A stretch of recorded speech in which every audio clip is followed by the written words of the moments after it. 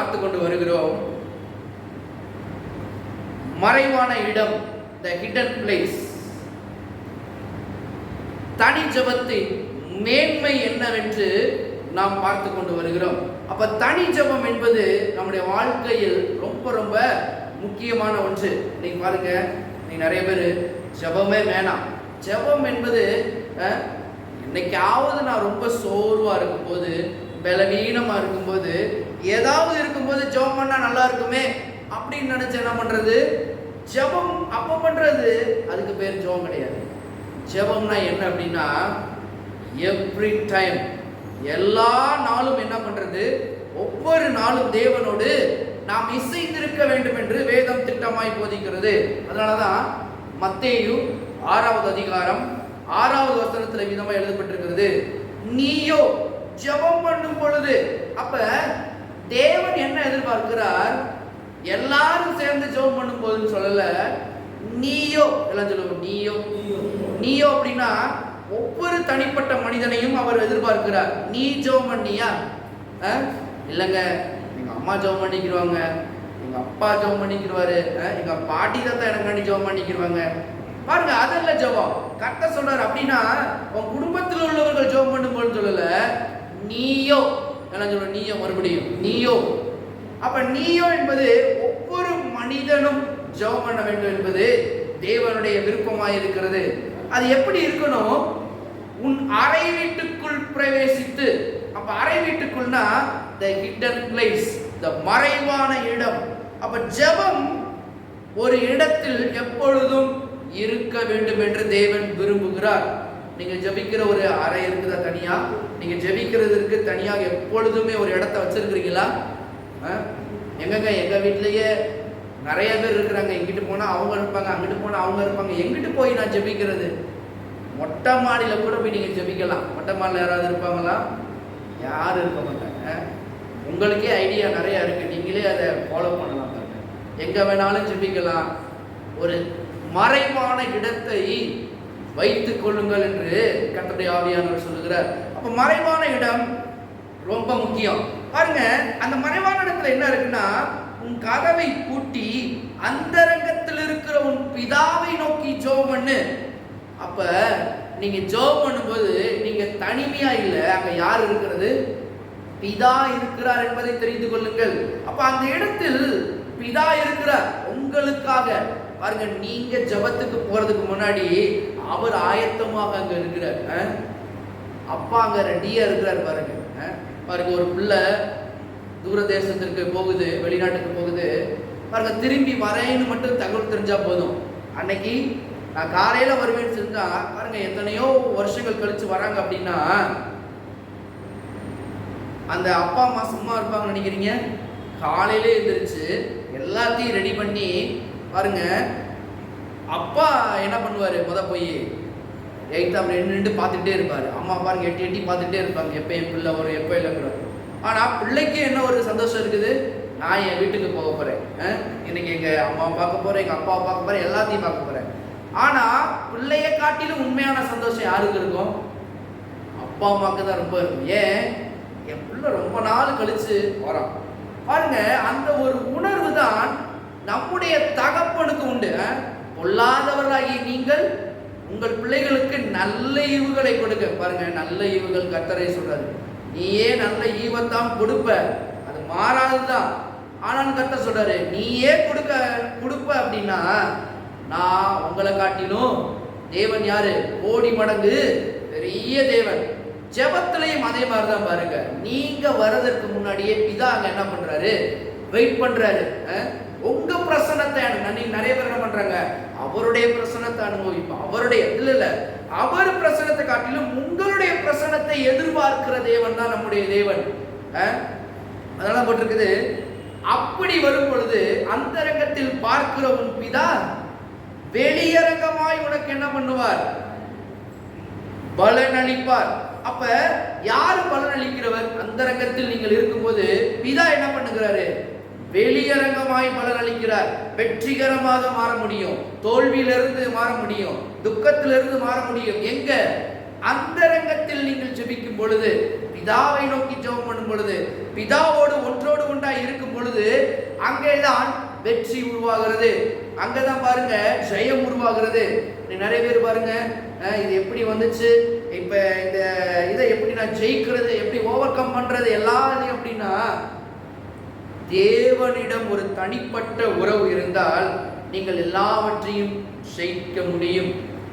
பாருங்க, அதே போலதான் மோசே அன்னைக்கு அவ்வளவு பிஸியில இருந்தான். 30 லட்சம் ஜனங்களை நடத்தணும், கோத்திரங்களுக்கு எல்லாரையும் விசாரிக்க வேண்டும், எல்லாரையும் விசாரிக்கணும்.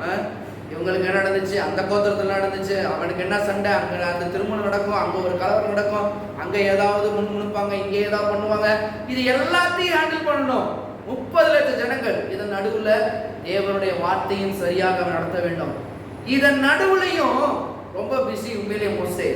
ஆனா தனித்து மலை மேலே ஏறி போறதை நான் உங்களுக்கு எடுத்து காண்பித்தேன். அவன் மலை மேலே போய் தேவனோடு பேசுகிற ஒரு அனுபவம் பாருங்க அவன் பெற்றுக்கொண்டான். அப்படி இருந்தும் அவன் பாருங்க மறைவான இடத்தில் மலையில் இருக்கிறான். 6 நாள் தேவன் அவனுடைய பிரசன்னத்தை அனுபவிக்கிறாரு. 7ஆவது நாள் என்ன பண்றாரு, மோசைகிட்ட பேசுகிறார் என்பதை எடுத்து காண்பித்தேன். அப்ப ஜெபம் என்பது நம்முடைய வாழ்க்கையில் ரொம்ப பெரிய பங்கு வகிக்கிறது. அது என்ன ஜெபம்? தனிப்பட்ட ஜெபம் என்பது ரொம்ப முக்கியம்.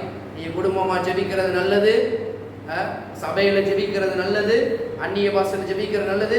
ஆனா தனிப்பட்ட ஒரு உறவு கர்த்தர் அதான் எதிர்பார்க்கிறார். பாருங்க, தனிப்பட்ட ஒரு உறவில் தான் அநேக வெற்றிகள் வரும் என்று கர்த்தருடைய ஆவியானவர் சொல்லுகிறார். அப்ப நல்ல வெற்றி வேண்டுமா? யோசுவாவுக்கு என்ன சொன்னாரு? எல்லாரும் கூப்பிட்டு வந்து ஜெபம் பண்ண சொன்னாரு. இந்த நியாயப்பிரமாணத்தில் எழுதியிருக்கிறபடியெல்லாம் நீ செய்ய கவனமாயிரு. அப்ப இந்த வார்த்தைக்கு நீ செவி கொடு, என்னோடு நீ சேர்ந்துக்கோ. கர்த்தர் வார்த்தையாக இருக்கிறார். இப்ப இந்த வார்த்தையின் தேவனோடு சேர்ந்து கொள்ள வேண்டும். இன்னைக்கு வெற்றி வேணும்னா தேவனோடு உள்ள ஒரு உறவு தான் நம்முடைய வெற்றிக்கான அடையாளம். நீங்க நிறைய பேர் சொல்லுவாங்க பாருங்க, நான் நல்லா தாங்க ஜெபம் பண்றேன், ஆனா உண்மையிலேயே பார்த்தோமா அவங்க ஜெபம் பண்ணாங்கன்னா ஜெபம் பண்ணல. அப்புறம் எங்க தோல்வி வருது, அப்புறம் எங்க சில காரியங்கள் நடக்குதுன்னா, கர்த்தர் இங்க சொல்றத பார்க்கலாம், தனிப்பட்ட ஒரு உறவில் இருக்கிறீர்களா? அந்த உறவுல தான் நீங்க என்ன பண்ண முடியும்னா தேவனை இன்னார் என்று அறிந்து கொள்ள முடியும். பாருங்க, கணவன் மனைவி 2 பேரும் எங்கெங்கே இருந்து வராங்க. திருமணம் என்ற வாழ்க்கைக்குள்ள வரும் பொழுது தனியா இருந்தவங்க இதற்கு முன்னாடி அவங்க அம்மா அப்பா வளர்த்தாங்க, எங்கேயோ படித்தார்கள், 2 பேரும் எங்கேயோ இருந்தாங்க.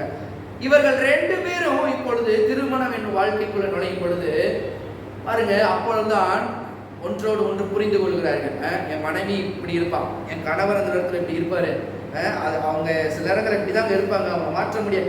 எப்படி தெரிஞ்சுக்கிறாங்க? உறவுக்குள்ள இருக்கும் பொழுதுதான் தெரிந்து கொள்கிறார்கள்.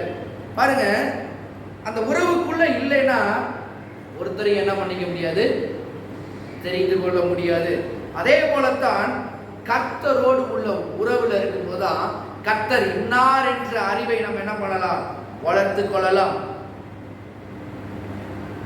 அதனால பாருங்க, சில பேர் என்ன சொல்றாங்கன்னா, ஐயா நான் ரொம்ப டயர்டா இருக்கிறேன், போயிட்டு என்ன பண்ணிடுவேன், தூங்கிடுவேன். சில இடத்துல தான் எனக்கு அவ்வளவு மனக்கசப்புள்ள இருக்குது, அவ்வளவு வருத்தம் இருக்குது, அவ்வளவு சோகம் இருக்குது.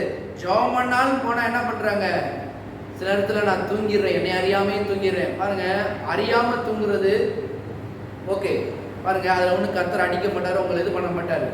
ஏன் அப்படின்னா பாருங்க,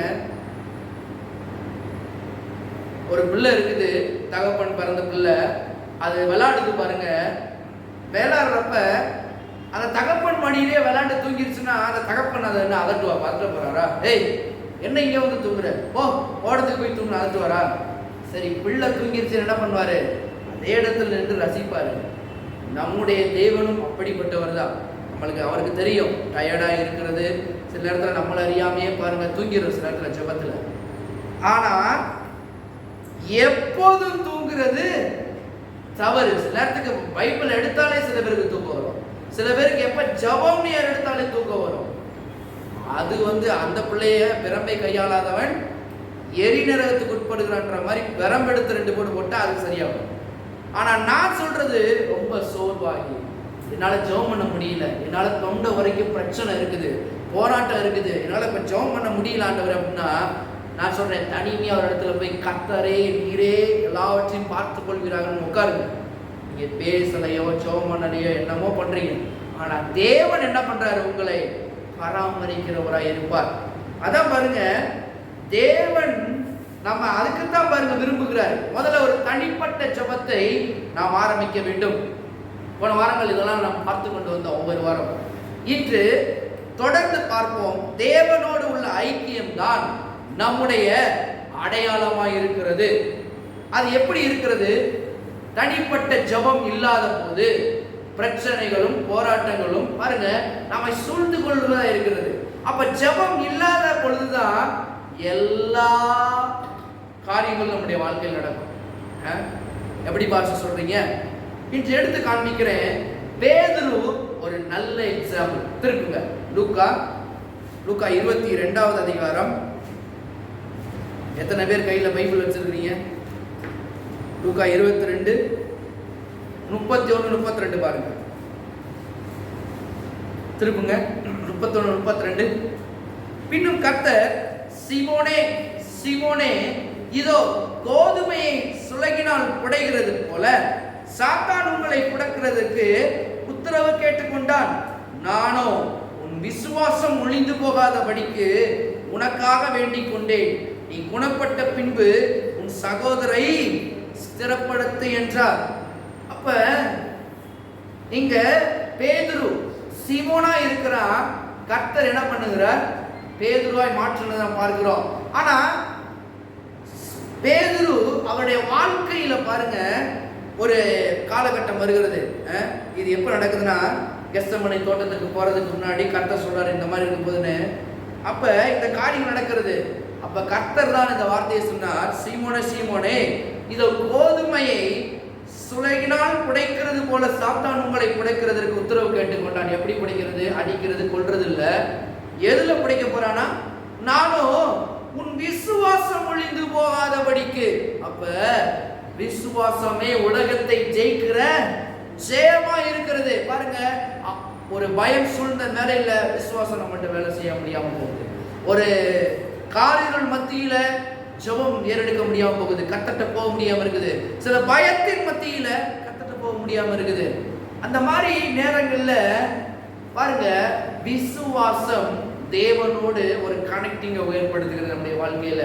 இங்க பேதுருடைய வாழ்க்கையில அதான் கர்த்தர் சொல்றாரு, விசுவாசம் ஒழிந்து போகாது. நல்லா புரிஞ்சுக்கிறோம். உன் விசுவாசம், உனக்காக ஜெபம் இல்ல, உன் விசுவாசம் ஒழிந்து போகாதபடிக்கு நான் என்ன பண்றேன்? ஜெபம் பண்ணிக்கிட்டு இருக்கிறேன்னு கர்த்தர் சொன்னாரு. அது மட்டும் இல்ல பாருங்க, நம்முடைய தேவன் இவனை விழுவான்னு தெரியுமா? தெரியும். விழுவதற்கு முன்னாலேயே குணமாக்குதலை பற்றி பேசுகிறது. விழுவ மாட்டேன், நான் உனக்காண்டி ஜெபம் பண்றேன், நீ சோர்ந்து போகாத, ஐயோ இது வந்துருச்சே, நான் உன்னை பாதுகாக்கிறேன், நான் உன்னை குணப்படுத்துவேன், நான் உன்னை மேன்மைப்படுத்துவேன், இதுல இருந்து உன்னை வெளியே வர செய்வேன், இதுல இருந்து உன்னை விடுதலை ஆக்குவேன், என்னால முடிகின்றதை என்கரேஜான வார்த்தைகளை பேசுறாரு பாருங்க நம்முடைய தேவன். இதுக்கு முன்னாடி என்ன நடக்குதுன்னா, அவன் சொல்றான், உனக்கு அப்படி நேரிடக்கூடாதே, இப்படி நேரிடக்கூடாதே, சீமோனே பேதுருவே, சேவல் கூவதற்கு முன்பாக என்ன பண்ணுவாய்? 3 தரம் என்னை மறுதளிப்பாய். பாருங்க, மறுதளிப்பான்னு கர்த்தருக்கு தெரியும், பின்வாங்குவான்னு தெரியும், அவன் என்னென்னலாம் பண்ண போறான்னு கர்த்தருக்கு தெரியும். ஆனாலும் பாருங்க, உன் விசுவாசம் ஒழிந்து போகாதபடிக்கு நான் உனக்காக வேண்டேன். அங்க கூட கர்த்தர், அதனாலதான் நான் என்ன சொல்றேன்னா, சில நேரங்கள்ல நம்மளால நிற்க முடியாம இருக்கும்போது, பலன் இழந்து இருக்கும் பொழுது, தனிமையில கர்த்தர்ட்ட போகும் பொழுது, மறுபடியும் சொல்கிறேன், நிற்க முடியாம, திராணி இல்லாம, எதுவும் இல்லாமல் இருக்கும் பொழுது கர்த்தர் இடத்துல போகும்போது, கர்த்தர் ஏற்கனவே உங்களுக்காக என்ன பண்ணுகிறார்? உங்கள் விசுவாசம் ஒழிந்து போகாத அளவுக்கு உங்களுக்காக ஜெபம் பண்ணுகிறார். இப்ப நீங்க கர்த்தர்ட்ட போனீங்கன்னா, இந்த ஜெபத்தை என்ன பண்றாரு? உங்களுக்கு வாழ்க்கையில உறுதிப்படுத்துகிறவரா இருக்கிறார். கர்த்தர்ட்ட போகணும். அதனாலதான் ஜெபம் ரொம்ப முக்கியம். அவர் உங்களுக்காக ஜெபம் பண்ணிட்டு நீங்க ஜெபம் பண்ணாம போனா எப்படி இருக்கும்? அதான் லூக்கா 22:31 நம்ம பார்க்கிறோம். இயேசு பேதுருக்காக ஜெபம் பண்ணுகிறதை பாருங்க. அன்று நைட்டே இப்ப என்ன பண்றாங்க? போகிறாங்க, கெத்செமனே தோட்டத்துக்கு போகிறாங்க. அங்க என்ன சொல்றாரு பாருங்க. இப்ப இதை சொல்லிட்டாரு, கெத்செமனே தோட்டத்துக்கு அப்ப போறாங்க. இப்ப இயேசுவும் கூட இருக்கிறாரு. இப்ப இயேசு என்ன சொல்லுகிறார்? மார்க்கு 14வது அதிகாரம். உனக்காக நான் ஜெபம் பண்றேன்னு சொல்லிட்டாருல்ல, சொன்னாரா இல்லையா? விசுவாசம் ஒளிந்து போக நான் ஜெயிக்கிறேன்ப்பா அப்படின்னு சொல்லிட்டாரு. இப்ப இங்க வந்து என்ன சொல்றாரு? மார்க் 14:38 பாருங்க. நீங்கள் சோதனைக்கு உட்படாதபடிக்கு விழித்திருந்து ஜெபம் பண்ணுங்கள். ஆவி உற்சாகம் உள்ளதுதான், மாம்சமோ பலவீனம் உள்ளது என்றார். என்ன மாதிரி வார்த்தை சொல்றாரு பாருங்க. நான் உனக்கான ஜெபம் பண்ண முன்னாடி சொல்லிட்டேன். இப்ப கெத்செமனே தோட்டத்துக்குள்ள போகும்போது கர்த்தர் வார்த்தையை சொல்றாரு, நீங்கள் சோதனைக்கு உட்படாதபடிக்கு விழித்திருந்து ஜெபம் பண்ணுங்கள். எல்லாம் சொல்லுங்க, விழித்திருந்து ஜெபம் பண்ணுங்கள். நான் உனக்காண்டி ஜெபம் பண்ணிட்டு இருக்கிறது உண்மை. ஆனா நீ விழித்திருந்து ஜெபம் பண்ணுவது உன்னுடைய கடமை. நீ ஜெபம் பண்ண அப்படின்னா என்னுடைய ஜெபமும் இப்ப நீ விசுவாசிக்கிற அந்த ஜெபம் ஒன்று சேரும் பொழுது என்னது? வல்லமையான காரியங்களை உடைய வாழ்க்கையில மாற்றி கொடுக்கும். அப்ப விழித்திருந்து ஜெபம் பண்ணு. இல்லைன்னா நீ சோர்ந்து போயிருவன்றத ஐடென்டிஃபிகேஷன் பண்றார் கர்த்தர். நீ சோர்ந்து போயிருவ. ஏன்னா பிசாசு உன்னை சுடகால் குலைக்கிறதுக்கு சில காரியங்களை கொண்டு வர போறான். கர்த்தருக்கு முன்னாடியே தெரியும் பாருங்க. ஆனா கர்த்தர் சொல்றாரு, நான் உனக்காண்டி ஜெபம் பண்றது மட்டும் இல்ல, நீயும் ஜெபம் பண்ண ஆரம்பி. ஏனென்றால் நான் ஜெபம் பண்றேன் உனக்காக, நீ அதை விசுவாசித்து ஜெபம் பண்றியா? அதை ரொம்ப முக்கியம். நீங்க விசுவாசிக்கிறீங்களா அந்த வார்த்தைய? நீங்க ஜெபம் பண்றீங்களா? தண்ணி ஜெபத்தை பாருங்க.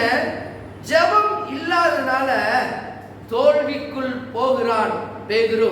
அவ்வளவு நாள் பாருங்க, எப்பேற்பட்ட காரியங்களை செய்தவன் பேதுரு. தேவனோடு இருந்த ஒரு மனுஷன், இயேசுவோடு கூட இருந்தவர்.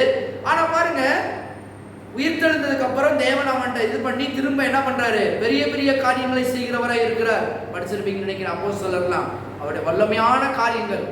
ஆனா இந்த கெத்செமனே தோட்டத்தில் தேவன் சொன்னார்ல, விழித்திருந்து ஜெபம் பண்ணுங்கள் என்று சொன்ன காரியத்திலிருந்து மீண்டும் உயிர்த்தெழுகிற வரைக்குள்ள ஏகப்பட்ட குளறுபடி பேதுருவுடைய வாழ்க்கையில.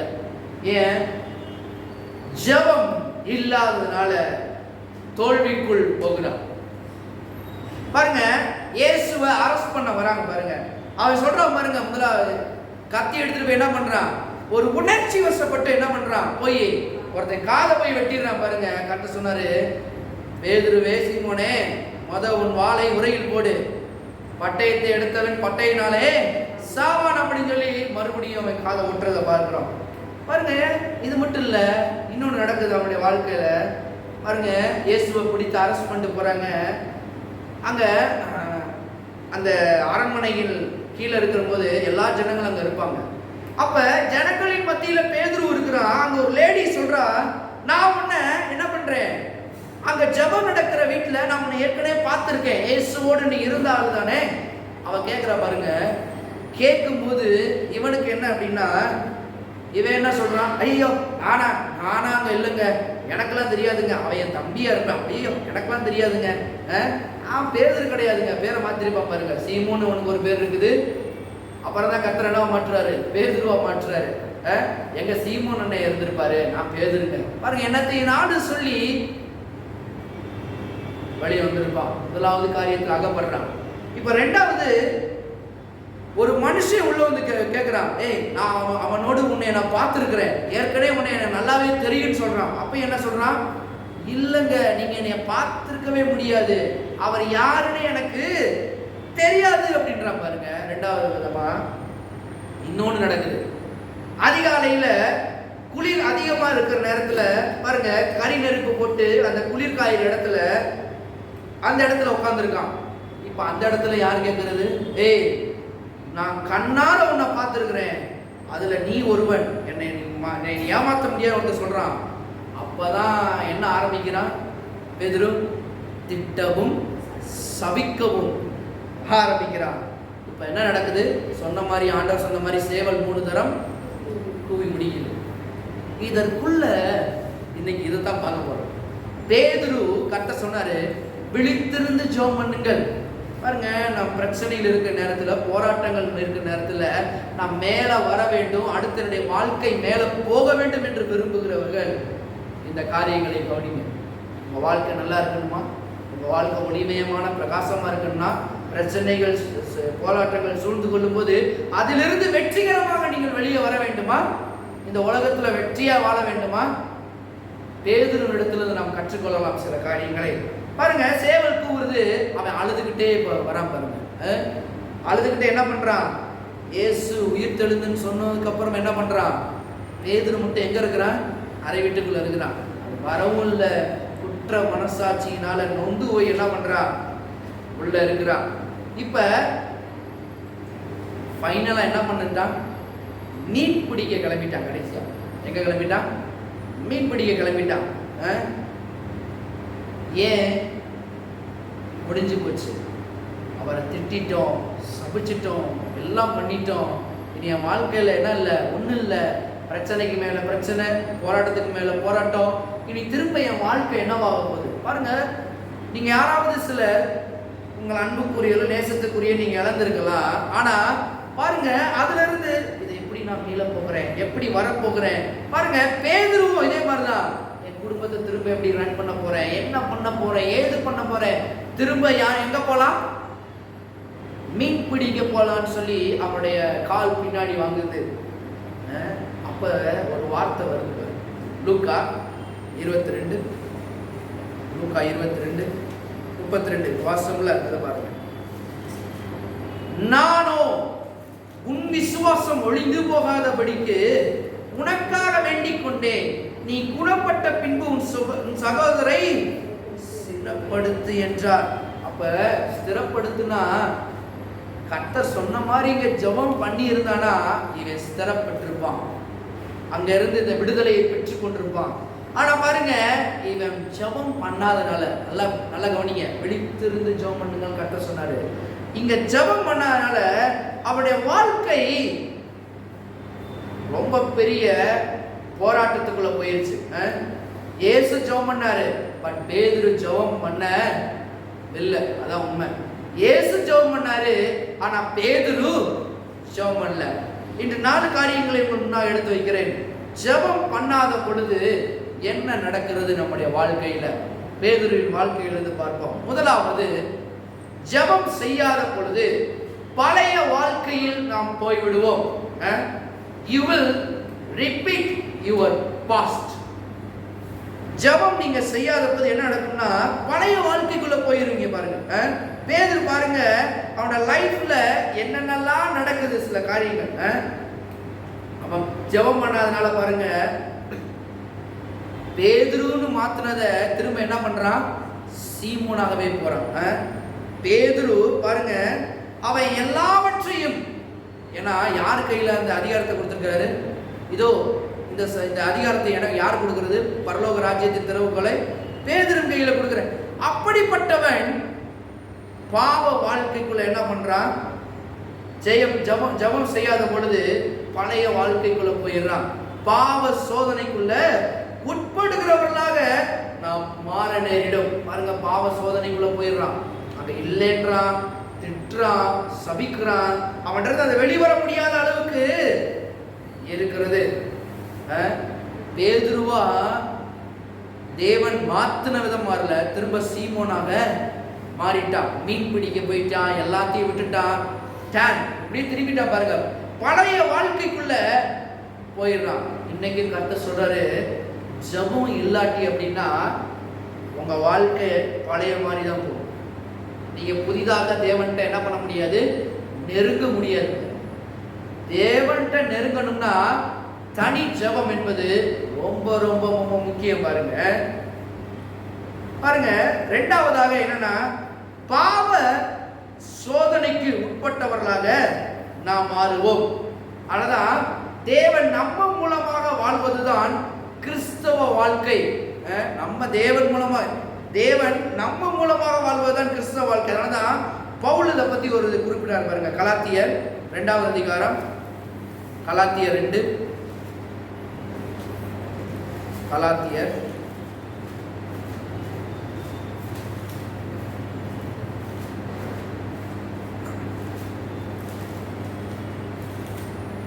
2:20 பாருங்களேன்.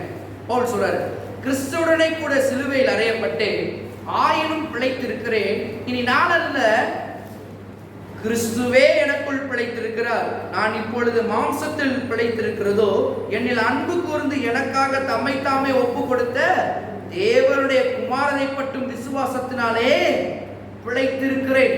அப்ப என் மூலமாக வாழ வேண்டும் என்று கர்த்தர் விரும்புகிறார். அந்த உறவுல தேவன் அதைத்தான் விரும்புறார் பாருங்க. தேவனோடு உள்ள உறவு இருக்கும் பொழுது நீங்க நன்றாக வாழ முடியும். பாருங்க, தேவனோடு உறவு இல்லாத பொழுது எப்படி இருக்கும் அப்படின்னா உங்களுடைய வாழ்க்கை பாவ சோதனைக்குள்ள. பாருங்க, பேதுரு போனா பாருங்க, தேவனோடு இருக்கிற வரைக்கும் பாவ சோதனை அவன்கிட்ட நெருங்கல, எதுவுமே அவனை தீட்ட முடியல. ஆனா தேவனை விட்டு அவன் வெளியே போகும்பொழுது கர்த்தர் சொன்ன வார்த்தை பாருங்க, நீயோ விழித்திருந்து ஜெபம் பண்ணுங்கும் பொழுது பேதுரு அங்க இருக்கிறான். பேதுரு ஜெபம் பண்ண இல்லை, அதனால அவனுடைய வாழ்க்கைக்குள்ள பாவ சோதனைகள் வருகிறத பார்க்கிறோம். அதனால பாருங்க, கிறிஸ்துவின் மூலமாக நாம் வாழ வேண்டுமே தவிர நாம என்ன பண்ண முடியாது, கிறிஸ்துவை பிரதிபலிக்கிறவர்களாக இருக்க முடியும். ஆனா நான் எல்லாத்தையும் பண்ணிடுவேன், எல்லாமே என்னால முடியும் என்று எண்ணுவது தவறான காரியம். பாவ வாழ்க்கையை ஜெயிக்கிறது எப்படி ஜெயிக்க முடியும்னா நல்ல தேவனோடு நெருக்கமாக இருப்பதனால தான் பாவ சோதனை ஜெயிக்க முடியும். அதனாலதான் தனிப்பட்ட ஜெபத்தின் மேன்மை. கிறிஸ்துவோடு இருக்கும்போது அவன் பொய் பேசல, புரட்டு பேசல, பாவம் பண்ணல. ஆனா கிறிஸ்து அவனை விட்டு கெத்செமனே தோட்டத்துக்கு சிலுவையில் அறைய போகும்போது இது இப்படிப்பட்ட காரியங்களுடைய வாழ்க்கைகள் நடக்கிறது பாருங்க. திட்டுறான், சபிக்கிறான், யாருனே தெரியாது என்பதை சொல்றான். இன்னைக்கும் தனி ஜபத்துல இல்லாதவர்களுக்கு இந்த மாதிரி காரியம் ரொம்ப முக்கியம் பாருங்க. அதனாலதான் கலாத்தியர் 5:14 சொல்கிறது, ஆவிக்கேற்றபடி நடந்து கொள்ளுங்கள். அப்ப பாவ வாழ்க்கையை ஜெயிக்க முடியுமா? கண்டிப்பா ஜெயிக்க முடியும். எப்ப கிறிஸ்துவோடு ஒரு நெருங்கிய உறவு இருக்கும் பொழுது. அப்ப பேதுரு ஜெபம் பண்ணல, அவனுக்கு சோதனை அங்க வர ஆரம்பிக்கிறது. இன்னைக்கு சோதனை உங்க வாழ்க்கையில வருதா? ஏன் வருதுன்றதை இப்ப தெரிஞ்சுக்கிறீங்களா? தனிப்பட்ட ஜெபங்கள் உங்களுக்கு இருக்குதா? தேவன் சொன்னாரு, விழித்திருந்து ஜெபம் பண்ணுங்கள். அப்ப பரிசுத்த ஆவியினால் ஐக்கியம், பாவ சோதனையை நாம் ஜெயிக்க முடியும். அந்த ஐக்கியத்துக்குள்ள நீங்க இருக்கிறீங்களா? பாவ சோதனை ஜெயிக்கணும்னா கிறிஸ்துவுடனே கூட ஒரு ஐக்கியம் இருக்குதா? ஜெபம் இருக்குதா? பாருங்க, அப்படிப்பட்டது ஒரு வாழ்க்கையில தான் நாம் என்ன பண்ண முடியும், பாவ சோதனையை ஜெயிக்க முடியும். மூன்றாவதாக, உணர்ச்சி பூர்வமாக வாழ்வோமே தவிர தேவனோடு ஒரு உறவு பூர்வமாக வாழ மாட்டோம். ஜெபம் இல்லாத போது பாருங்க, மறுபடியும் சொல்றேன், உணர்ச்சி பூர்வமாக வாழ்வோமே தவிர தேவனோடு ஒரு உறவு பூர்வமாக வாழ மாட்டோம். பாருங்க, ஆனா பேதுரு உணர்ச்சி பூர்வமாக மாத்திரம்தான் பல நேரத்துல செயல்படுறான். அவன் பாருங்க ஃபீலிங்ல நடக்கிறான் பாருங்க. திடீர்னு காதை வெட்டுறான், திடீர்னு பாருங்க உண்மை விட்டு பிரிய மாட்டேன்றான். கர்த்தரை சொல்றான், யார் ஆறு போனாலும் நான் என்ன பண்ண மாட்டேன் ஆண்டவரே, உங்களை விட்டு போக மாட்டேன். உணர்ச்சி பூர்வமா மட்டும் தான் பேசுறானே தவிர அவனுடைய வாழ்க்கையில அதை என்ன பண்ண முடியல, செயல்படுத்த முடியல. அப்ப ஜெப வாழ்க்கையை கடைபிடிக்கவில்லை என்றால் ஒண்ணுமே நடக்காது உங்க வாழ்க்கையில. இப்ப நான் சொல்றேன், ஐயா நடக்காதா? கண்டிப்பா நடக்காது. அதான் பாருங்க,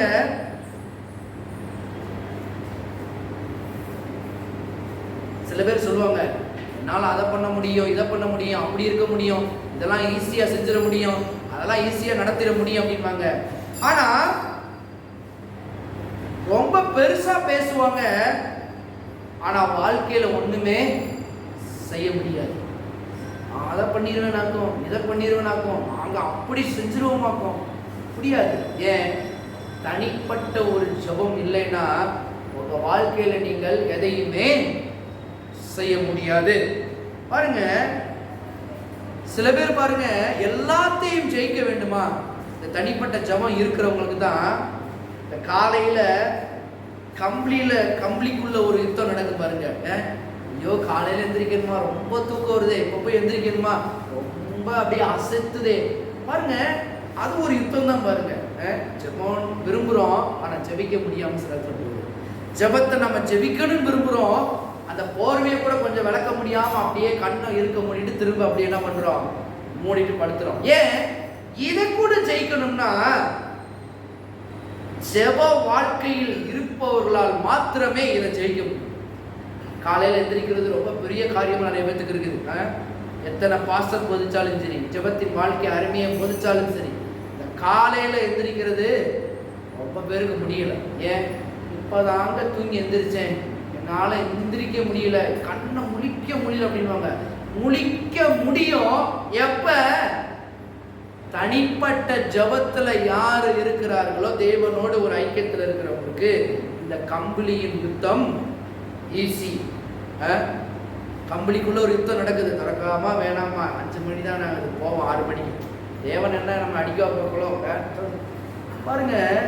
அதனாலதான் நான் ஏற்கனவே சொன்னேன், ஏதோ அவர்கிட்ட ஜபம் பண்ணுவதற்காக நாம் அவர்கிட்ட போகக்கூடாது. தேவன் என்ன பண்ணுகிறாரு?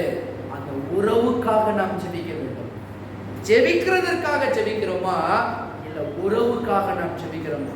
நிறைய பேர் சொல்லி தராத ஒரு காரியம், நீ ஜெபம் பண்ணு அப்படி நடக்கும், நீ இப்படி ஜெபம் பண்ணு, விசுவாசத்துல ஜெபம் பண்ணு, எல்லாம் ஓகே தான். ஆனா எதுக்காக ஜெபம் பண்றோம்? ஜெபத்துக்காக ஜெபத்தை பண்றோமா இல்ல பிதாவோடு உள்ள உறவுக்காக ஜெபத்தை போறோமா? எப்படி போறோம்? அது ரொம்ப ரொம்ப முக்கியம். அப்ப நேரத்தை செலவழிக்கிற பிள்ளைகளாக இருக்க வேண்டும் என்று கர்த்தர் விரும்புகிறார். அப்ப நேரத்தை எப்படி செலவழிக்க போறீங்க? உணர்ச்சி பூர்வமாக வாழ்கிறோமா இல்ல தேவனோடு ஒரு உறவு பூர்வமாக வாழ்கிறோமா? ஒரு உறவுக்குள்ள நீங்க ஜெபிக்கிறீங்களா? ஒரு உறவுல நீங்க இருக்கிறீங்களா? அப்படி இருந்தால் நீங்கள் நன்றா இருப்பீர்கள். நான் உங்களை சொல்றேன், நீங்க சிறியவர்களா இருக்கலாம், பெரியவர்களா இருக்கலாம், நீங்கள் ஒவ்வொரு நாளும் தேவனோடு ஜெபிக்கிறீர்களா? நான் கேட்கிறேன், தேவனோடு ஜெபிக்கிறீங்களா? உங்களை நீங்களே நிதானித்துக் கொள்ளுங்கள்.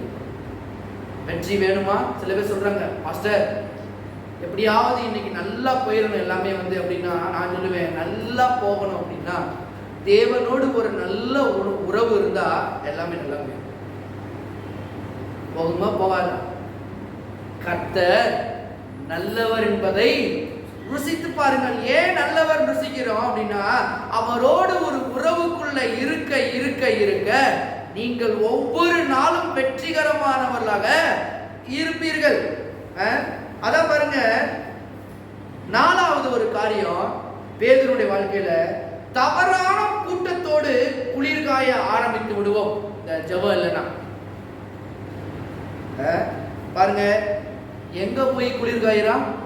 நான் சொன்னேன் பாத்தீங்களா, ஒரு காலையில அதிகாலையில குளிர் காஞ்சிட்டு இருக்காங்க, மரக்கட்டையில போட்டு எல்லாரும் அங்க இருக்கிறாங்க.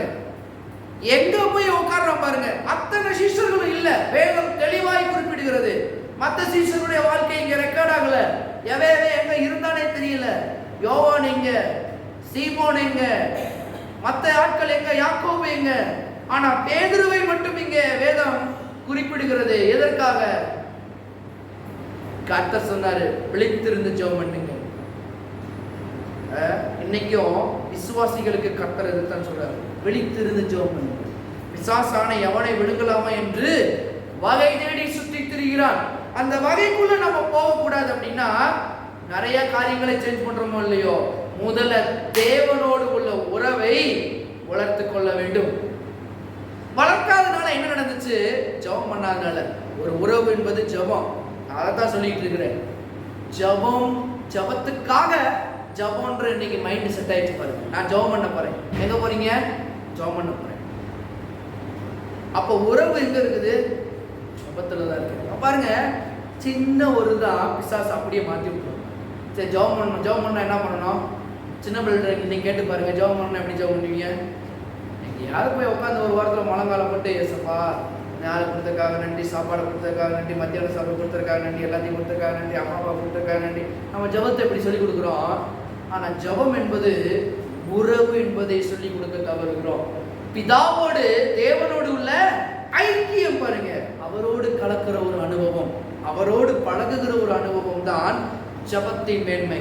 இங்க பேதுரு பண்ணாதனால 4வது காரியம் என்ன? இயேசுவை துப்பினவர்களோடு, இயேசுவை அறைந்தவர்களோடு, இயேசுவை குட்டியவர்களோடு பாருங்க, அதன் மத்தியில பேதுரு இருந்தான். ஏன்? ஜெபத்தின் காரியங்கள் அவனுக்கு புரியாதனால. அவன் ஜெபத்தை பண்ணாதனால என்ன இருக்குது? ஜெபம் இல்லைன்னா தவறான கூட்டத்தோடு நாம் சேருகிற வாய்ப்பு அதிகமாக இருக்கும்.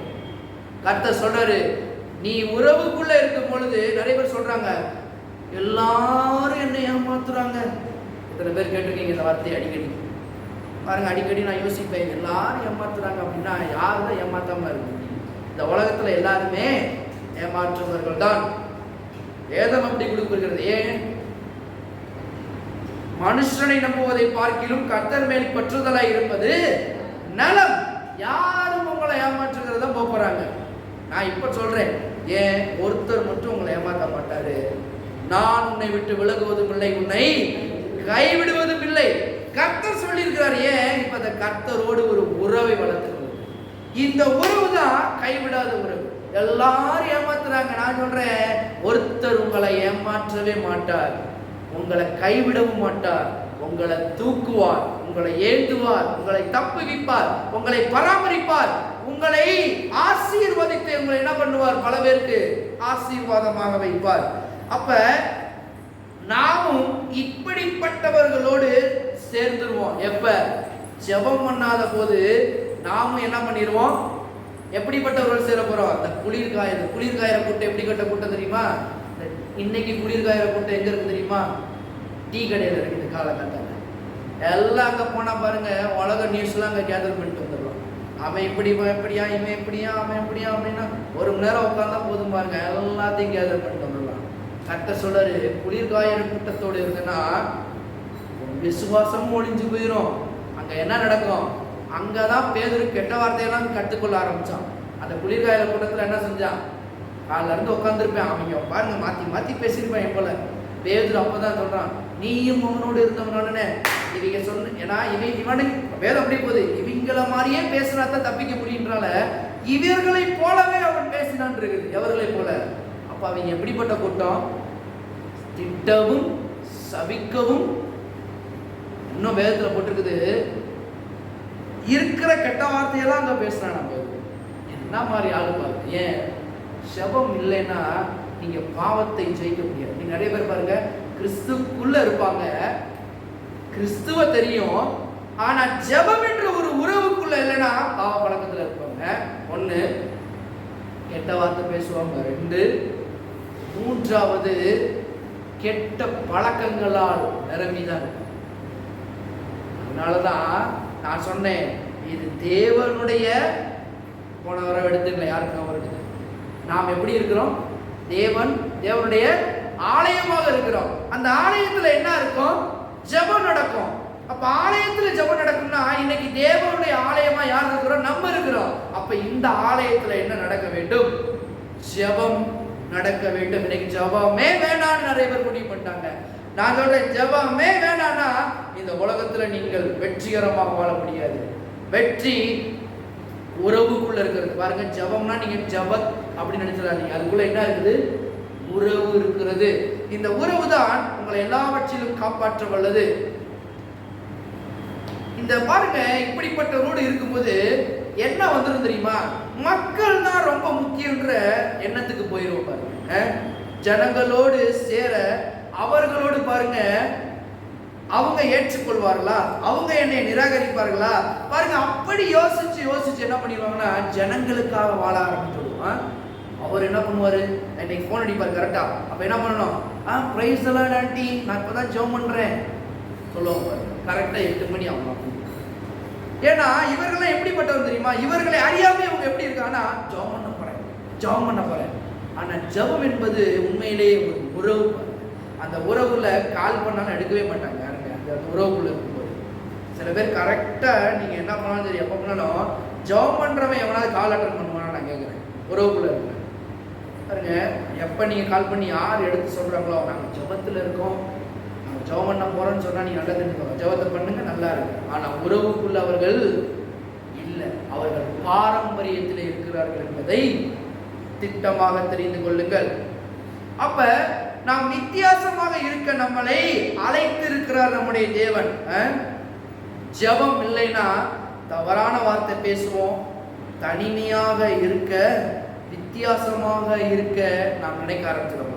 தனியா இருக்கணும், நான் எல்லாத்துலேயும் தனியா இது பண்ணணும் அப்படின்னா எப்படி வரும்னா தேவனோடு உள்ள ஐக்கியம். பாருங்க, பூமியில உள்ள கோழி குஞ்சுகளோடு பழகுவதற்கு நம்மளை தேவன் அழைக்கல.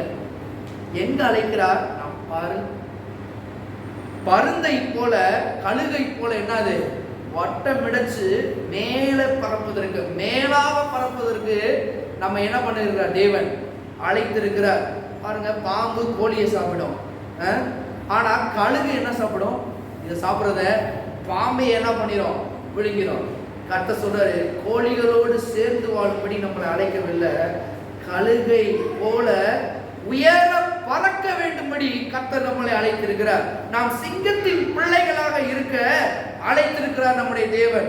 ஆடுகளோடு சேரக்கூடாது, தேவனோடு உள்ள உறவோடு நம்முடைய உறவை வளர்த்து கொள்ள வேண்டும். எத்தனை பேர் வளர்த்து கொள்ள போறீங்க இந்த உறவு? இந்த உறவு ஒரு நல்ல ஒரு உறவு பாருங்க. இன்னும் தொடர்ந்து நான் போதிக்க போகிறேன். இந்த உறவுக்குள்ள போகும்போது என்ன நடக்க போகுது, ஒரு ஸ்டெப்பா எப்படி போகிறது இந்த உறவுக்குள்ள, அது எப்படி நம்ம ஸ்டெப் பை ஸ்டெப்பா பண்ணணும் பாருங்க. நிறைய இருக்குது. ஆனா பேதுரு இந்த ஜபத்தை பண்ணாதபடி நடக்குது குற்ற உணர்வு. தவறான வாழ்க்கையில் போய்விட்டார் பேதுரு. தவறான பழக்க வழக்கங்களோட உட்கார்ந்துருக்கான், தவறானவற்றை அங்க போய் பேசுறான். பாருங்க, பேதுரு தேவனுடைய ராஜ்யத்தின் திறவுகோலை உடையவராய் இருக்கிறான். பேதுரு யாரு? அழைக்கப்பட்ட ஒரு அப்போஸ்தலன். அவன் எப்படிப்பட்டவன்?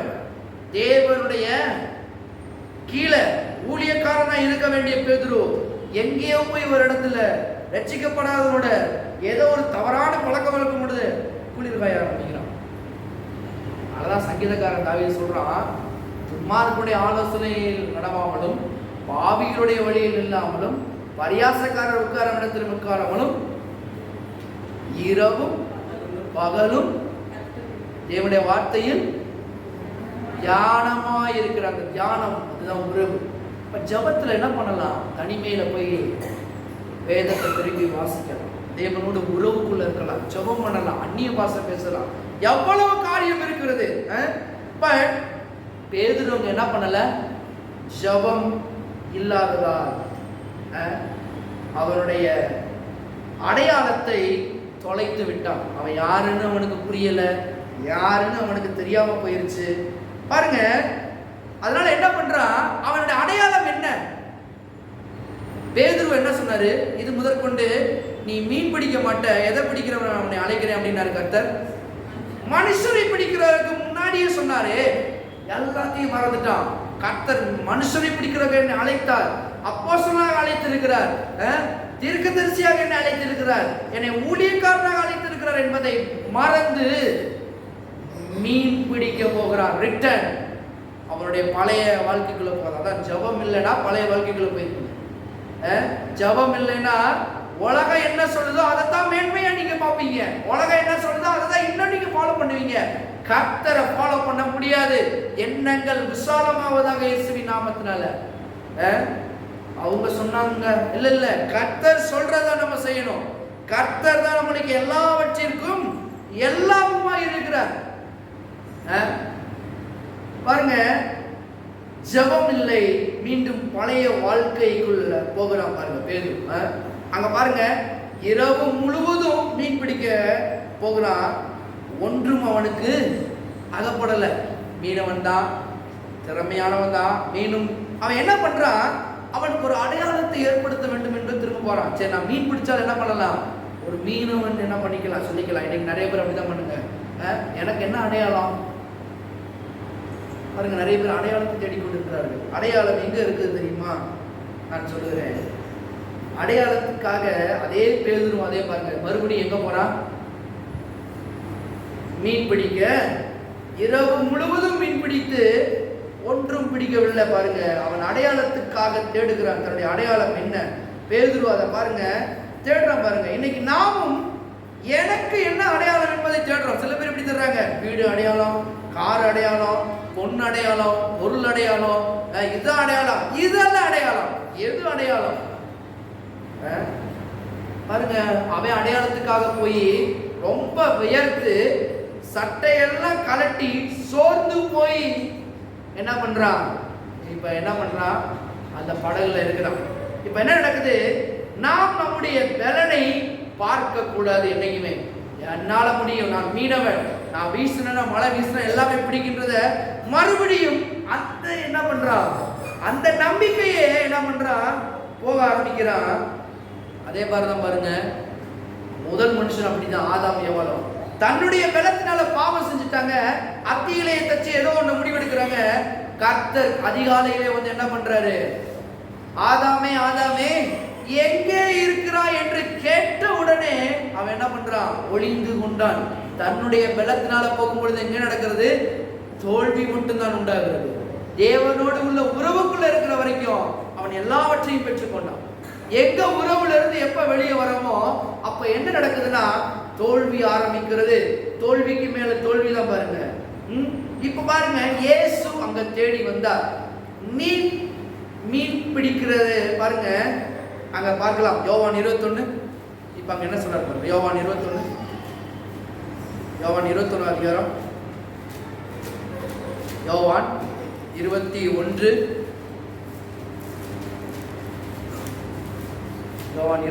6. அப்பொழுது அவர், நீங்கள் படவுக்கு வலதுபுறமாக வளைய போடுங்கள், அப்பொழுது உங்களுக்கு அகப்படும் என்றார். அப்படியே அவர்கள் போட்டு திரளான மீன்கள் அகப்பட்டதினால் அதை இழுக்க மாட்டாதிருந்தார்கள்.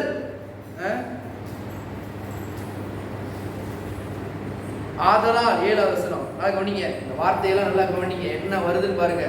ஆதலால் இயேசுவுக்கு அன்பாயிருந்த சீஷன் பேதுருவை பார்த்து அவர் கர்த்தர் என்றான். அவர் கர்த்தர் என்று சீமோன் பேதுரு கண்டவுடனே தான் வஸ்திரம் இல்லாதவனாக இருந்தபடினால், நான் சொன்னேன்ல வஸ்திரத்தெல்லாம் கலட்டி அப்படியே உட்காரணும். என்னைக்கு அடையாளத்தை தேட ஆரம்பிக்கிறோமோ ரொம்ப டயர்ட் ஆயிடுவோம், ஒன்றும் இல்லாம யாருன்னே தெரியாம போகும்.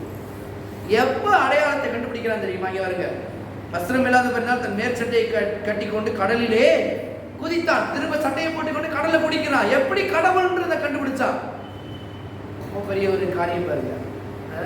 யோவான் கண்டுபிடித்து விடுகிறான் பாருங்க. பேதுரு வந்தது பாருங்க, மலை இழுத்து கொண்டு வருகிறான். இன்னைக்கு கர்த்தர் சொல்றாரு, என்னிடம் வந்தேனா நீயும் நானும் ஒரு உறவுக்குள்ளே எல்லாவற்றையும் வளர்த்துக் கொள்ளலாம். நான் உன்னை திரும்ப கட்டுவேன். கர்த்தர் சொல்றாரு பாருங்க பேதுரு, நான் உன்னை திரும்ப கட்டுவேன், உன்னை உயர்த்துவேன், வா அந்த உறவுக்குள் வா, அந்த தனித்திருக்கும் உறவு வா. யோவான் சொல்லிட்டா கண்டுபிடிச்சிட்டான். ஆனா பேதுரு போட்டுட்டு கீழே குதிச்சு என்ன பண்றான், கர்த்தர்ட்ட விறுவிறுன்னு ஓடி வரான் பாருங்க. அப்ப மீன் அடையாளம் இல்ல. கர்த்தர் சொல்றாரு, மீனை கொடுக்கிற நான் தான் உனக்கு அடையாளம் என்பதை கர்த்தர் அங்க சொல்றதை பார்க்கலாம். நீனும் அடையாளம் இல்ல. இவ்வளவு நாள் நீ தேடுன, இவ்வளவு நாள் கண்டுபிடிச்ச, ஒன்னும் ஆகப்படல, நீ ஒன்னும் பெரிய ஆள் ஆக முடியல, அதுவும் அடையாளம் இல்ல. இயேசுதான் உன்னுடைய அடையாளம் என்பதை நீ கண்டு கொள்வாயானால் எல்லாமே நம்முடைய வாழ்க்கையில வந்து சேரும். அப்ப உன்னுடைய அடையாளம் தினமும் என்னுடைய நெருக்கத்தில் தான், அந்த ஐக்கியத்தில் தான் இருக்கிறது என்பதை நீங்கள் தெரிந்து கொள்ள வேண்டும். அப்ப உங்களுடைய அடையாளம் இன்னைக்கு என்னது, I am doctor, I am engineer அப்படின்னு சொல்ல போறீங்க இல்ல. உங்களுடைய அடையாளம் என்னது, இயேசு தான் நம்முடைய அடையாளம். அவர் தான் எல்லாவற்றையும் கொடுக்கக்கூடியவர். பாருங்க, அவருடைய பிரசன்னத்தில் இருக்கும் பொழுதுதான் எல்லாவற்றையும் நாம் கண்டுபிடிக்க முடியும். இப்ப நான் சொல்றேன், பேதுருக்கு திரும்ப பழைய வாழ்க்கையெல்லாம் கொடுக்கிறாரு. ஆனா பேதுரு இயேசுதான் எப்படி கண்டுபிடிச்சாரு, எத்தனை பேருக்கு தெரியும்? இயேசுதான் எப்படி கண்டுபிடிச்சாரு? என்ன பண்றான், வலைய போடுறான், 153 மீன்கள் என்ன பண்றாரு, பிடிக்கிறாங்க அப்படின்னு பைபிள்ல போட்டிருக்குது. அங்க 153 வகையான மீன்கள் அப்படின்ட்டாங்க. எல்லா வகையிலும் 153 கரெக்டா துல்லியமா 153 153 மீன்கள் என்று அங்க வேதத்துல குறிப்பிடுகிறது. இது எதை குறிக்குது? ஏன் இந்த 153 மட்டும் இங்க நோட் பண்றாரு? முதல்ல வந்து முத பேதுரு சீமோனை பார்க்கும்போது அங்க என்ன பண்ணுது, வலைகள் கிழிந்து போகத்தக்கதான் மட்டும் மென்ஷன் பண்றாரு பரிசுத்த ஆவியானவர் பைபிள். ஆனா இந்த இடத்துல எப்படி போட்டிருக்குது, 153 திரளான மீன்களை பிடித்தார்கள். இது எதை குறிக்குது, இது என்ன சொல்ல வருகிறது இந்த இடத்துல? அதை கேட்டதுக்கு அப்புறம் தான் பேதுரு குதிக்கிறான். என்ன நடந்துச்சு அந்த இடத்துல கவனிங்க. இது என்ன அப்படின்னா, எபிரேய ஜனங்களுக்கு எப்போதுமே இந்த எண்கள் மேல ஒரு தனிப்பட்ட ஒரு கவனம் செலுத்துவார்கள். இந்த 153 எதை குறிக்குது அப்படின்னா, பாருங்க, யூதர்களும் என்ன ஞாபகம் வரும்போதுதான் இந்த யூதர்களுக்கு எப்படி அந்த ஸ்டேட்மெண்ட் எடுத்துக்கிறாங்க அப்படின்னா, நானே தேவன் என்பதை குறிக்கிற ஒரு அடையாளம். எப்படின்னா 153 குறிக்கிறதுனா அனி ஷா எலோகிம், அனி ஹா எலோகிம் அப்படின்னா அந்த வார்த்தைக்கு 153 அதோட அர்த்தம். அந்த அனி ஹா எலோகிம் அப்படின்னா அதுக்கு என்ன அர்த்தம்னா ஐ அம் காட். ஐ அம் காட்னா நானே தேவன். 153ன்றதுக்கு அதான் அடையாளம் தான். அப்ப இந்த 153ன்றதை கண்டுபிடிச்ச உடனே அங்க என்ன வெளிப்படுகிறது? பேதுருக்கு ஒரு வெளிப்பாட்டோடு பிரகாசிக்கிறான். இப்பொழுது இயேசு சரியான அடையாளத்தை பெற்றுக் கொள்கிறார். அடையாளம் என்ன? இன்னைக்கு என்ன அடையாளம் வேணும்? வியாதியிலிருந்து விடுதலை வேணுமா? சுகம் வேணுமா? பலன் வேணுமா? ஆரோக்கியம் வேணுமா? ஜீவன் வேணுமா? சுகம் வேணுமா? ஐஸ்வர்யம் வேணுமா? என்ன வேணும்? ஒரே ஒரு அடையாளம் இருக்கிறது. இயேசு ஒரு அடையாளமா இருக்கிறார்.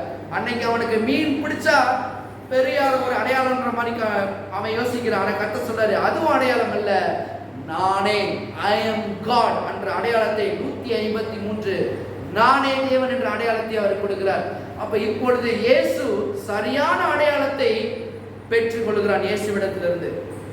அப்ப நாமும் பாருங்க, ஒரு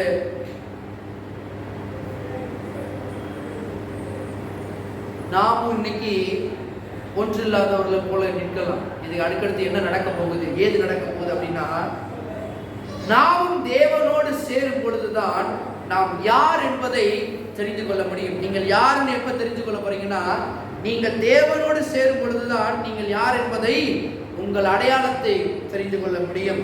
அப்ப ஒரு தேவ மனுஷன் சொல்றாரு பாருங்க, ஜெபத்தில் நேரத்தை செலவழிக்காமல் இருந்தால் உங்களுக்கு நீங்கள் யாருன்னு முதல் தெரியாது, தேவன் யாருன்னு தெரியாம போகுது.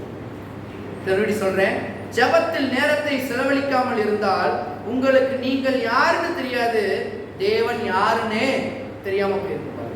அப்ப அதிகாலை வந்தார் பேதுரு, அடுத்த ஊழியத்தை விட்டு பின்வாங்கவே இல்லை. அதிகாலையில அந்த மீன் பிடிக்கிற இடத்துல கர்த்தர்ட்ட வராம பாருங்க. எங்க அதிகாலையில தான் கர்த்தர் வந்தாரு. மீன் பிடிக்கிற இடத்துல 153 காமிச்சு ஐ அம் த காட் என்பதை காமிக்கிறார். பேதுரு கர்த்தர்ட்ட வரான். இன்னைக்கு அடுத்த அவனுடைய ஊழியம் எப்படி இருந்தது? வல்லமை உள்ள ஊழியமாக இருந்தது. ஜெபத்தை நன்றாக பண்ணார் பேதுரு. உங்களுக்கு தெரியுமா? அப்போ சொல்ல வாட்சி பாருங்க, அநேக நேரங்கள் அவர் ஜெபம் பண்றதை பார்க்கிறோம். அப்ப ஜெபம் வாழ்க்கையில் ரொம்ப பெரிய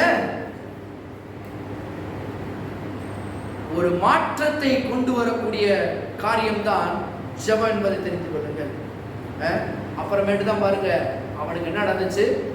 செத்து போன ஒரு சகோதரி இருக்கிறா, உயிரோடு அவன் எழுப்புறதை பார்க்கிறோம். பேதுரு நிழல் பட்ட உடனே எங்க நடக்குது? சொஸ்தமாகறாங்க பாருங்க. இதெல்லாம் எங்க நடக்குது? ஜெபத்தில் நடக்குது. தேவனோடு உள்ள உறவுக்குள்ள நடக்குது பாருங்க. அப்ப நீங்க காலையில ஜெபம் பண்ணலாம், காலையிலையும் ஜெபம் பண்ணலாம்.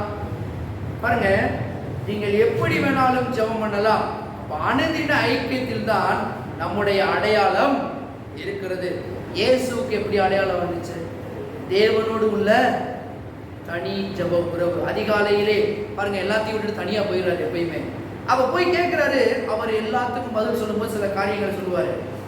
பிதாவோடு இருக்கிறதே என்னுடைய மேன்மை, பிதா எனக்கு என்ன சொல்லுகிறாரோ அதன்படி செய்யணும். இப்ப பிதா சொல்றது எப்படி நாம கவனிக்கிறது அப்படின்னா, அதிகாலை ஜெபம் ரொம்ப முக்கியம். அதனாலதான் நம்முடைய ஊழியத்துல அந்த அதிகாலை ஜெபத்தை எடுக்கிறோம். இப்ப கொஞ்சம் நிப்பாட்டி வச்சிருக்கோம். திரும்ப ஜனவரியிலிருந்து அதை ஸ்டார்ட் பண்றோம். அதிகாலை ஜெபம் வாட்ஸ்அப் குரூப்ல நீங்க ஜாயின் பண்ணிக்கலாம். பாருங்க, இந்த அதிகாலை ஜெபம் என்பது ரொம்ப முக்கியம். அதை ஜெபிச்சவங்களுக்கு தெரியும் அந்த நாள்கள் எப்படி வெற்றிகரமா இருந்தது, அந்த நாட்கள்ல எப்படிகளமா அந்த வார்த்தைகளை பெற்றுக்கொள்ளும் போது எப்படி அந்த நாள் முழுக்க ஒரு ஆசீர்வாதமாக இருக்கிறது என்பதை நீங்கள் கண்டுகொள்ளலாம். பாருங்க, அதான் ரொம்ப வருஷத்துக்கு முன்னாடி பிரிட்டன்ல ஒரு ஐஸ்வர்யத்தின் பாருங்க ஒரு ஐஸ்வர்யவான் இருந்தான். அவனை வீட்டுல ஒரு பிள்ளைய என்ன பண்ணாங்க, கடத்தி கொண்டு போயிட்டாங்க. யார் அப்படின்னா, இந்த குகை கூண்டு பண்றவங்க, அந்த குகை கூண்டு பண்ணி அதை கிளீன் பண்றவங்க. பாருங்க, சில வருஷத்துக்கு முன்னாடி அவனை என்ன பண்றாங்க, திரும்ப அதே வீட்டுல கொண்டு வந்து விடுறாங்க. என்ன பண்ணாங்கன்னா, சின்ன பிள்ளை எடுத்துட்டு போனா இவனை வேலை வாங்கி என்ன பண்ணலாம், நம்ம சம்பாதிச்சுக்கலான்றக்காக சின்ன பிள்ளையில அவனை தூக்கிட்டு போயிட்டாங்க. இப்ப திரும்பவும் அவனை கொண்டு வந்து அதே இடத்துல அதே வீட்டுல இந்த குகை கூண்டை கிளீன் பண்ற வேலை. இவன் பாருங்க, இந்த சின்ன பையன் கிளீன் பண்றான். அப்ப ரொம்ப டயர்டா இருக்குன்னு அந்த ஒரு பெட் இருந்துச்சு பாருங்க, அது நல்லா பார்க்கறதுக்கு அழகா இருந்துச்சு. சரி இதுல போய் ரெஸ்ட் எடுக்கலாம்னு சொல்லி என்ன பண்றான், அதுல போய் படுத்துட்டாங்க. படுத்த உடனே அங்க என்ன நடக்குது அப்படின்னா, அந்த வீட்டு எஜமானி அம்மா வந்துட்டாங்க பாருங்க. வந்து பார்த்த உடனே ரொம்ப கோபத்தோட, என்ன வேலை பார்க்குற ஒரு கழுதை என்ன என் பெட்டில் படுத்துருக்குது, ஓடி வந்து கோபத்தோட அவன் அடிக்கல் மூலம் வந்தவங்க. பார்த்த உடனே என்ன நடந்துச்சுன்னா, அவனுடைய முகத்தை பார்த்தோன்னே, அவன் தூங்குகிற ஒரு ஸ்டைலை பார்த்தோன்னே தெரிஞ்சிச்சான், என்னுடைய கணவரை போல என்ன பண்றான், அந்த சாயலை எங்களுடைய சாயலாக இருக்கிறான், நாங்க என்ன பண்றோமோ அதே போல பண்றானோனே பாருங்க. அந்த அம்மா தன்னுடைய பிள்ளை என்பதை பார்த்து கட்டி பிடிச்சு அரவணைச்சிட்டான் பாருங்க. பிள்ளையை கண்டுபிடிச்சிட்டான். இன்னைக்கு பாருங்க அதே போல நாமும் அந்த அறை வீட்டுக்குள்ள அந்த பையனை கண்டுபிடிச்சது போல இன்னைக்கும் கர்த்தரோடு நாம் அந்த அறை வீட்டுக்குள் வந்து தங்கி இருக்கும் பொழுது பாருங்க நம்மளை யார் என்பதை கண்டுகொள்ள முடியும். பிதாவானவர் நமக்கு என்ன பண்ண முடியும், வெளிப்படுத்த முடியும். நீங்கள் யார், நீங்கள் எப்பேற்பட்டவர் என்பதை தேவன் என்ன பண்ண முடியும், நம்மளுக்கு வெளிப்படுத்த முடியும். அடையாளம், தேவனோடு உள்ள ஐக்கியம், ஜெபம் ரொம்ப முக்கியம். அதிகாலையில் இருந்து ஜெபம் பண்ணுங்க. இந்த அதிகாலை ஜெபம் ரொம்ப ரொம்ப முக்கியம். அதிகாலையில் எந்திரிச்சு ஜெபம் பண்ணும் பொழுது கர்த்தர் என்ன பண்ணுகிறார், பெரிய காரியங்களை நம்முடைய வாழ்க்கையில செய்கிறார். அப்ப எத்தனை பேர் இனிமேல் ஜெபம் பண்ண போறீங்க?